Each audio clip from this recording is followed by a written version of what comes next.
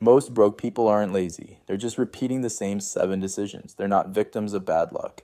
They're prisoners of bad patterns. You've done at least 3 of these 7 things this week. Probably today. The wealthy don't avoid these habits by accident. They break them on purpose. Today, we break down all 7 and how to walk away from them. This isn't about how much you earn. Some high earners are still broke. It's about behavior, the small decisions repeated so often they become identity. Every wealthy person you admire simply stopped doing what we're about to name. 7 habits. Write them down. You'll recognize at least one immediately. Number 1 is the one almost everyone does and almost no one admits. Habit 1. Spending to look rich instead of spending to become rich. It's the newest phone, the flashiest car, the outfit built for other people's eyes. I remember buying a jacket I couldn't afford just to sit at that table. That night, I checked my account. The jacket cost more than my rent. That's not an isolated mistake. That's a pattern most broke people repeat monthly. Rich people know something simple. Nobody builds wealth by broadcasting it first. Warren Buffett still lives in the same modest house he bought decades ago. Real wealth is invisible on purpose. It's sitting quietly in an account, compounding. Meanwhile, the flashy spender is often financing the appearance with debt, not income. That's the trap. You spend to feel rich today and stay poor for years. So here's the application. Before you buy, ask who you're actually buying it for. If the honest answer is other people, put it down and walk away. Redirect that same money into something that grows quietly while you sleep. 1 habit down. It's simple, but simple isn't always easy to live. Now let's talk about the habit that's even harder to admit out loud. Habit 2, avoiding money conversations completely. With partners, with friends, even with themselves. No budget talk, no debt talk, no goals talk. Just silence and hope. I avoided checking my bank app for 2 months once. I already knew why. Avoidance felt safer than the number, but the number didn't disappear. It grew. Silence doesn't protect you from debt. It just delays the moment you deal with it. Financially secure people check their numbers often, not out of fear, but habit. Ray Dalio built his whole philosophy around radical honesty, starting with the numbers. Knowing your numbers isn't shameful. Not knowing them is what keeps you stuck. So here's the application. Check your full balance today.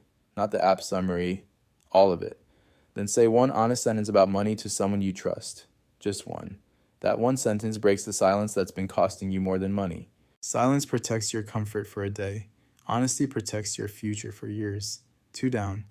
And the next one hides behind something that looks like hard work. This one traps hard workers the most because it feels like the responsible choice. Habit 3 is next, and it's the one that keeps hard workers broke. Habit 3, trading only time for money and never building anything that pays without them.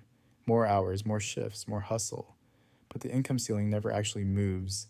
I once worked 60 hours a week and still couldn't cover 1 emergency. I was working hard. I just wasn't building anything that worked without me. When you stop working, does the money stop too? For most broke people, yes. Wealthy people build things that keep paying them while they sleep, travel, or rest. That's leverage, a skill, an investment, or a system working on your behalf. They didn't work less. They just stopped being the only engine driving the income. So here's the application. Take 1 skill you already have and package it once. Sell it once. Let it sell again without you standing there every single time. Even 1 small system beats 0 systems. Start smaller than you think you should. Time will pass regardless. Spend some of it building something that outlasts the shift. 3 down. This next one hides inside emotions most people never examine. This one strikes at night, in stores, and during moments of stress. Habit 4, the one that turns bad days into bad bank statements. Habit 4, emotional spending. Buying to fix a feeling, not to fill a need. Stress hits, and suddenly the cart is full of things you didn't plan to buy. After a hard breakup, I spent money like it could fill the empty space. It didn't fill anything. It just added a bill to an already heavy week. This is called retail therapy for a reason. It treats symptoms, never causes. Disciplined people separate the feeling from the decision, even when it's uncomfortable. They feel the emotion fully, then wait before letting it touch their wallet. That pause is the entire difference between control and regret the next morning. So here's the application. Build a 24-hour rule for anything non-essential you want. If you still want it tomorrow, decide again, with a calm mind, not a hurt one. Most impulse purchases don't survive the wait. That's exactly the point of the rule. 4 down. This next habit blames the world for a decision made at home. This one is uncomfortable because it points the finger somewhere unexpected, inward. It's easier to blame the economy than to look at your own spending log. Habit 5, the excuse that feels true but keeps you exactly where you are. Habit 5, blaming circumstances, the job, the market, the family, instead of owning the decision. It's always the boss, the economy, or bad timing, never the choice made yesterday. I blamed my old job for 2 years before admitting I never asked for a raise.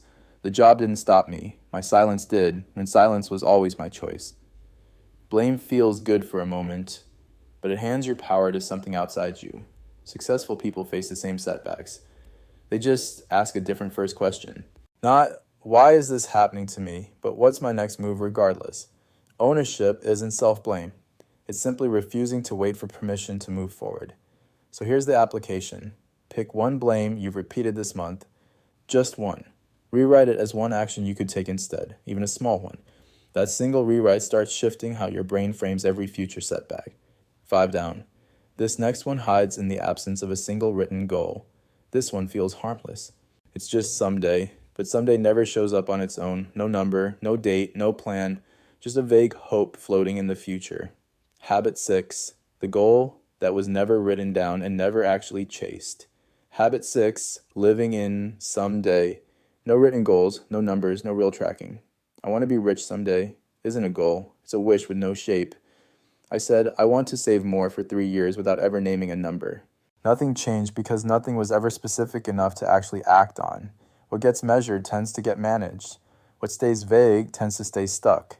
Successful people write goals with numbers, deadlines, and a visible way to track them. They check that number weekly. It's not to obsess, but to stay honestly on course. So here's the application. Turn one vague wish into one specific number today. Attach a deadline. Even an imperfect one beats no deadline at all. Check it every Sunday. That single ritual changes everything over the next year. 6 down. The final habit is the quietest and often the most damaging. This last one isn't a choice you make. It's the people who surround you daily. You absorb the beliefs around you slowly until they quietly become your own. Habit 7, staying surrounded by people who normalize being broke without questioning it. I once had a friend group where wanting more felt like betrayal, not ambition. Wanting to grow financially isn't arrogance. It's simply refusing to stay comfortable in lack. Environment shapes behavior more than willpower ever will. That's not opinion, that's observed pattern. This doesn't mean abandon everyone. It means noticing who supports your growth honestly. Successful people curate their circle intentionally. Not out of ego, but out of clarity. They seek out people slightly ahead of them. Not to compete, but to learn. So here's the application. Notice who discourages your goals, even gently, even jokingly. You don't need to confront them. Just stop absorbing their limits as your own truth. Then find just one person growing in the direction you want to go. 7 down, 7 habits named, understood, and ready to be broken for good. Look back at the list. How many of these 7 did you recognize in yourself? None of these habits define you permanently. They're just patterns, and patterns can change. The real difference between broke and wealthy was never luck. It was daily decisions. You don't need to fix all 7 today. Just stop repeating one, starting now. That one shift, repeated daily, becomes the identity everything else is built around. This isn't about working harder. It's about the decisions you finally stop repeating. That's the difference between someone who's busy and someone who's actually building. Comment which one of these 7 habits you're starting to break today. Write it down. That's the first step most people never actually take. Subscribe if you want the next 7 habits to separate growth from stagnation. 7 habits named. Now it's your decision. One single day at a time.